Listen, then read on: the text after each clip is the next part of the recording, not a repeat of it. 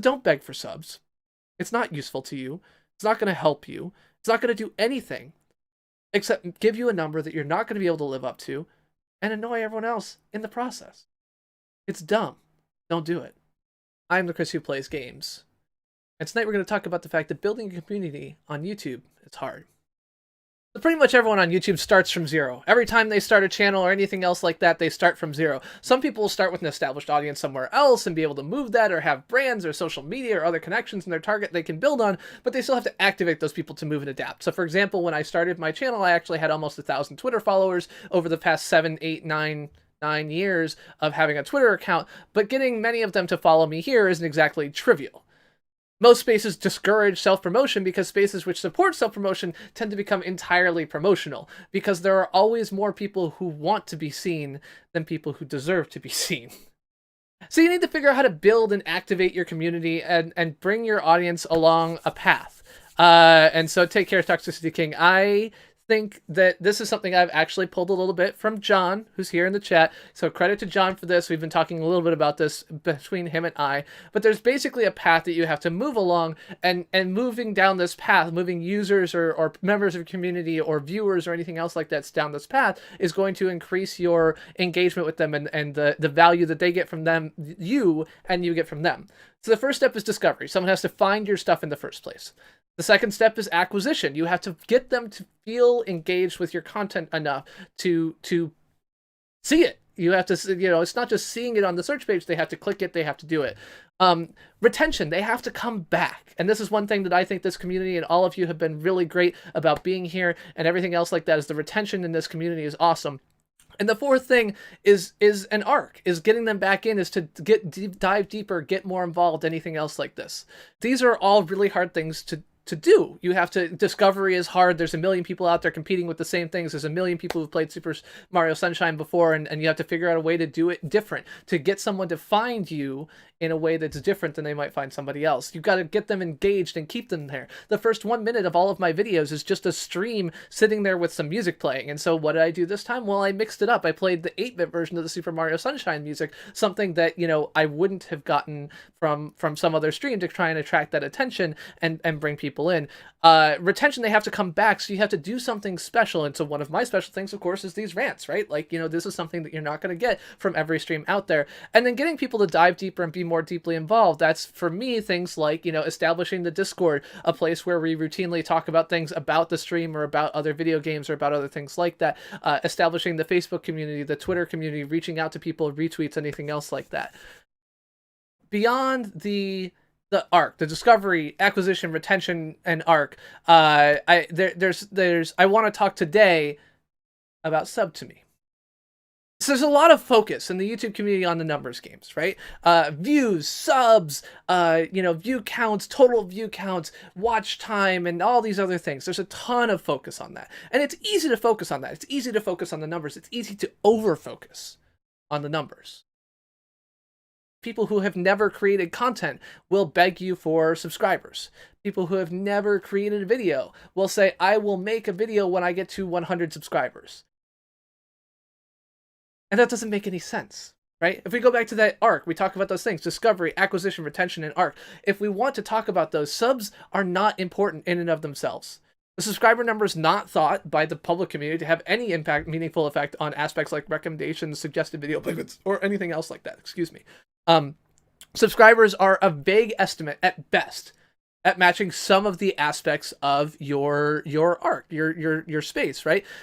For some people, the thing that they represent is acquisition, right? If I look at my channel with the Hawk versus Drone video, or at live stream alerts and tutorials, right? Live stream alerts and tutorials is a channel I run. It has a set of tutorial videos about using live stream alerts, and it has gained 156 subs. Those are, as far as I'm concerned, a portion of my acquired users. There are people who watched the content and said, okay, if there's any more tutorials, I want to come back.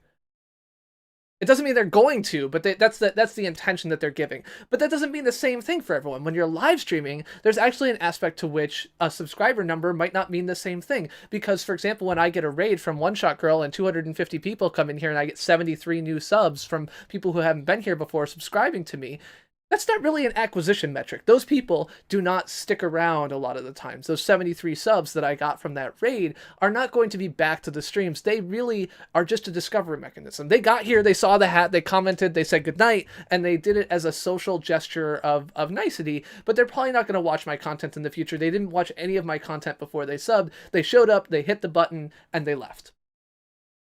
And so to compare the numbers doesn't make a whole lot of sense. So increasing your subscriber number is not valuable in and of itself. The subscriber number doesn't help improve your stream. It doesn't help do anything else like that. It's not valuable in and of itself. So asking for subscribers before you make content doesn't make sense. Asking for subscribers when people aren't watching your content also doesn't make sense. You'll notice that in general, although I announce who I am when people come in with the raid, I am the Chris who plays games, playing retro games every Monday at 9:15 and whatever the fuck I feel like every Friday at 9:15. I don't say, please sub to me. I don't say, please like the video. I don't say these other things that some people do, because my goal is not to increase that number. My goal would be to have that number be a representation of some aspect of the discovery arc. Whether it's discovery, just people finding me, in which case, okay, fine, maybe that's the right thing to do. But I'd really rather have it be either an acquisition or a retention arc. Now, retention is hard without subscribing, because otherwise you don't really know how you're going to get back to me.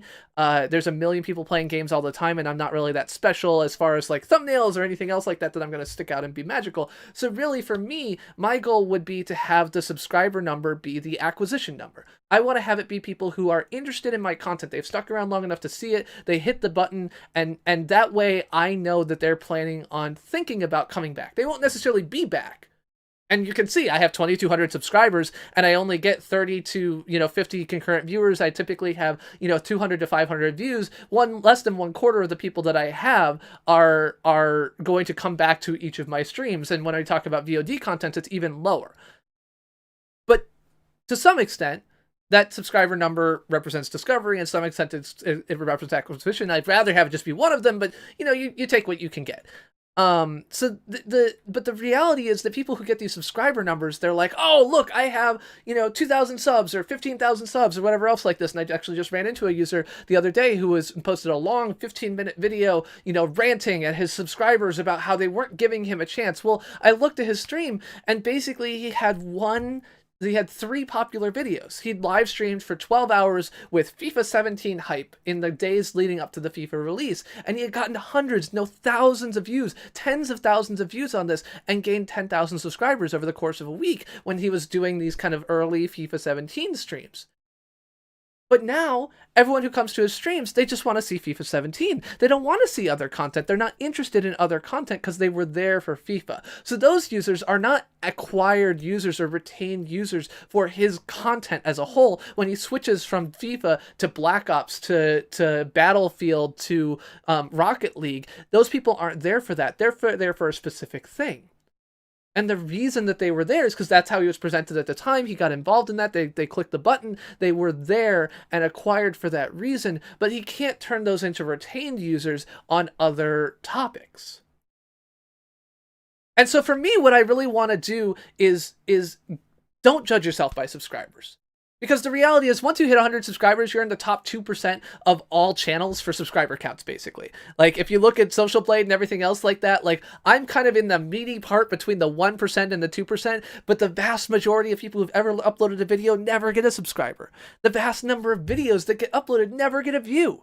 And so when you look and say, holy crap, I only have 10 subscribers, well, guess what? You're better than 90% of all the people out there who have no subscribers and will never have subscribers. I have seen people who do this content creation biz for literally years and never hit 1,000 subs. 3 videos a week for 3 years and are just hitting 1,000 now.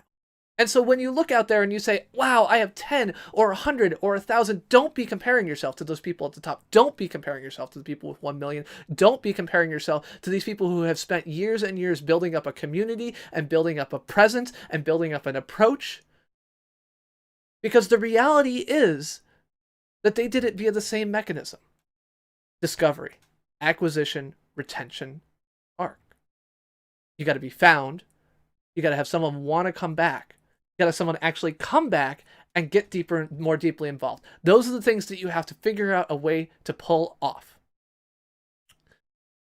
And a number of subscribers is not a measure of your absolute success. Live streamers gain subscribers more quickly compared to VOD users because they've got a direct communication with people and there's a social obligation there. And there is all kinds of different things out there. So if you look at live streams, you'll get this. If you look at tutorials, you may have a ton of views and a ton of users and a ton of search-driven content, like the Livestream Alerts channel. The Livestream Alerts channel has more than 6,000 views at this point, but only has 150 subscribers. I had like 600 subscribers by the time I got to 6,000 views here because those numbers aren't comparable.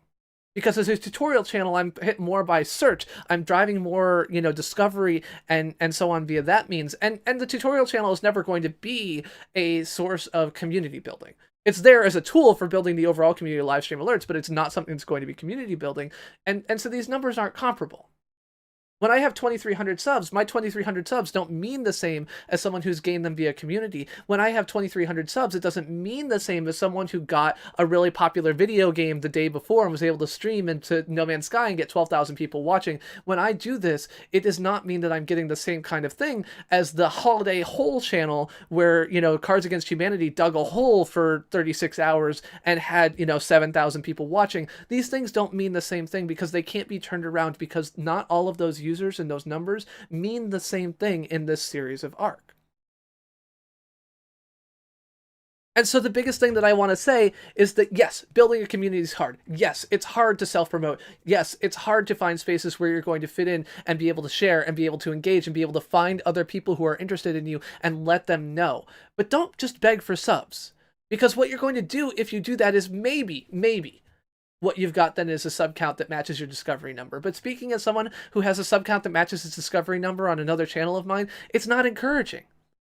I upload a video on a channel with 1,600 subs and I get 12 views, 9 views in a week and a half, because none of those people are engaged with that type of content.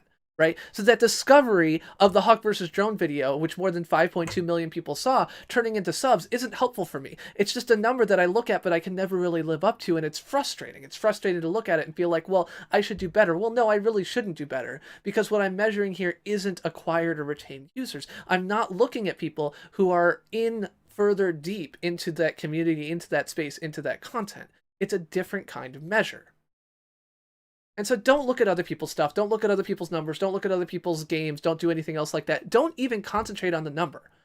Concentrate on the number of people, of users that you see. Concentrate on the number of names that you recognize. Concentrate on the number of unique people who stop by and engage. Concentrate on the number of people who leave comments that you can then turn back around and do something with and feel strongly engaged with. I've uploaded a video about my GTI and it's so fun because basically once a week I get another new comment on this video from someone who's actually engaged with the content and asking me a question. It's so much more fun to have a video that way and to concentrate on that aspect of it. And yeah, it's nice that that video has 4,000 views, but realistically, I have other videos with 4,000 views that I got no comments on and they're not as interesting to me. I very much more prefer this video with 4,000 views where I have 25 comments and I can go back and forth and have these discussions, and I've learned things that way.